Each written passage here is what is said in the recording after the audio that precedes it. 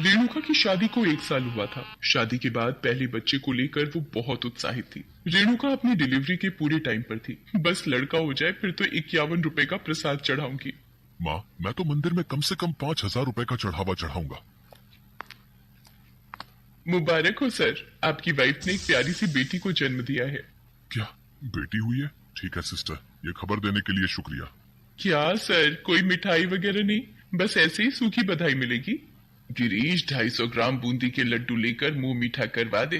Madam, अब बेटी होने की खबर दी है आपने भी, बेटा होने की देती तो बात कुछ और होती। गिरीश, बेटी को गोद में नहीं लोगे क्या? रेणु का पहला बच्चा बेटा होता तो मुझे और खुशी होती, पर बेटी पैदा करके तुमने तो सारा मूड ही खराब कर दिया। शीला मुंह बनाकर गुड़िया को गोदी में ले लेती है, पर जो प्यार एक दादी के मुंह पर दिखना चाहिए वो नहीं दिखा। रेणुका ने बेटी का नाम दिशा रखा। दिशा के होने के 2 साल बाद रेणुका के बेटा पैदा होता है और वही नर्स दोबारा खबर देने आती है। क्या बेटा हुआ है? हाँ, ये लो सिस्टर 2,000 रुपए और सारे स्टाफ को मिठाई खिला देना, मेरा बेटा हुआ है।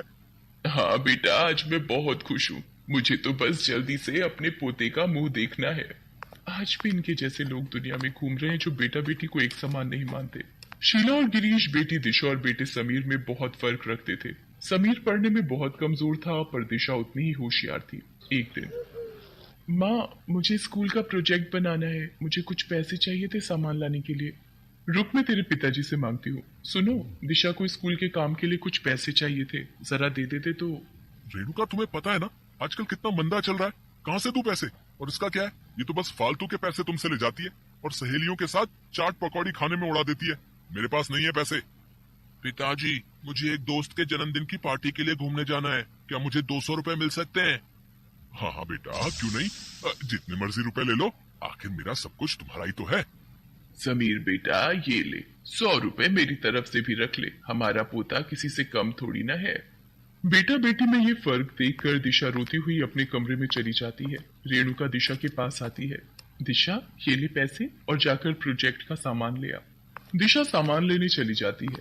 रेणुका के पास अपने थायराइड की दवाई के 200 रुपए रखे थे।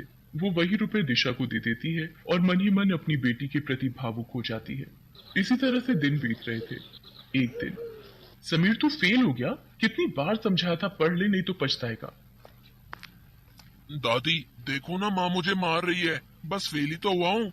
खबरदार रेणुका, मेरे पोते को हाथ भी लगाए तो मुझसे बुरा कोई नहीं होगा। आप सब कुछ देख रहे हैं फिर भी कुछ नहीं बोलेंगे। समीर इस तरह से बिगड़ जाएगा अगर हमने उसे अभी भी नहीं रोका तो। रेणुका, समीर मेरा इकलौता बेटा है, अगर वो इस साल फेल भी हो गया तो कोई बात नहीं, अगले साल पास हो जाएगा ना। रेणुका चाहते हुए भी समीर को नहीं समझा पाती। वो चाहती थी कि कम से कम दिशा तो बड़ी होकर अपने पैरों पर खड़ी हो जाए। इसलिए रेणुका किसी न किसी तरह पैसे बचाकर दिशा को पढ़ाती है। धीरे धीरे समय बीता। दिशा और समीर बड़े हो गए थे। एक दिन, समीर ये क्या, तू शराब पी कर आया है? माँ, शराब पीना तो आजकल का फैशन है, वो मेरे दोस्त राहुल का जन्मदिन था इसलिए थोड़ी ज्यादा हो गई। समीर, शराब सेहत के लिए हानिकारक है बेटा, तुम ये बुरी आदत छोड़ दो। ओ पिताजी, अपने ये उपदेश ना अपने तक ही रखो, ठीक है ना?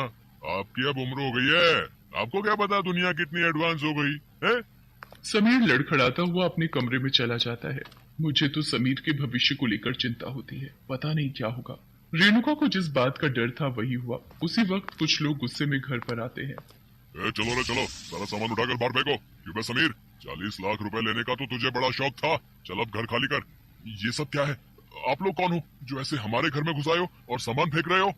अबे, तेरे इस बेटे समीर ने ये घर मुझे बेच दिया है, क्या समझा? इसे इस घर के बदले 40 लाख रुपए दिए हैं मैंने, 40 लाख। उस हिसाब से अब तक ये घर खाली हो जाना चाहिए था। मैंने हमेशा आपको मना किया, इसे इतनी छूट मत दो, इतना मत बिगाड़ो, पर आपने और माँ जी ने मेरी एक न सुनी और आज देखिए घर बेच दिया है इसने।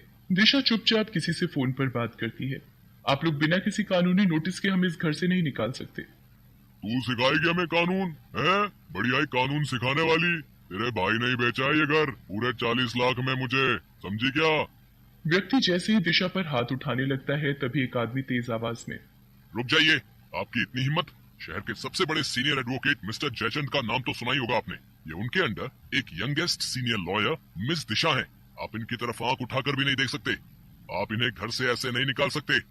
अभी तो मैं यहाँ से जा रहा हूँ, लेकिन मैं आप लोगों को 10 दिन का टाइम देता हूँ। मेरे पैसे वापस कर देना, नहीं तो ये घर मेरे नाम हो जाएगा। उस वक्त वो व्यक्ति वहां से चला जाता है। थैंक यू मिस्टर रजत, आज जयचंद सर ने वक्त पर आपको भेज दिया। दिशा फोन पर मिस्टर जयचंद को धन्यवाद करती है। तभी गिरीश फूट फूट कर रोने लगता है। मेरी बच्ची, मैं तो तेरे से नजरें भी नहीं मिला सकता। जिस लड़की के पैदा होने पर मैंने अपने आप को लज्जित महसूस किया, उसी बेटी ने मेरा सिर झुकने से बचा लिया। और जिस बेटे पर मैं अभिमान कर रहा था, आज वही मेरी इज्जत नीलाम करने पर तुला हुआ है। दिशा मेरी बच्ची, तू इतनी बड़ी वकील बन गई है, ये बात हमें पता ही नहीं थी। गलती हमारी ही है, हमने कभी तुझ पर ध्यान ही नहीं दिया। रेणुका, दिशा में तुम्हारे संस्कार हैं। अगर यही संस्कार इस समीर में होते तो ये भी लायक बनता। पिताजी, मुझे माफ कर दो, मेरे से बहुत बड़ी गलती हो गई है। मैंने जुए के लालच में सारे पैसे तबाह कर दिए। समीर रोने लगता है। दिशा उसके पास जाती है। रोना बंद कर मेरे छोटे भाई, गलती हर इंसान से होती है, पर आज तूने अपनी गलती की माफी मांग ली, ये बहुत बड़ी बात है। हम मिलकर पैसों का इंतजाम कर लेंगे, पर इस घर को किसी और के हाथों में नहीं जाने देंगे। गिरीश अपने दोनों बच्चों को गले लगा लेता है। सब मिलकर रुपए का इंतजाम करते हैं और घर बिकने से बच जाता है। गिरीश और शीला अब समझ गए थे कि संतान बेटा हो या बेटी, एक समान होते हैं।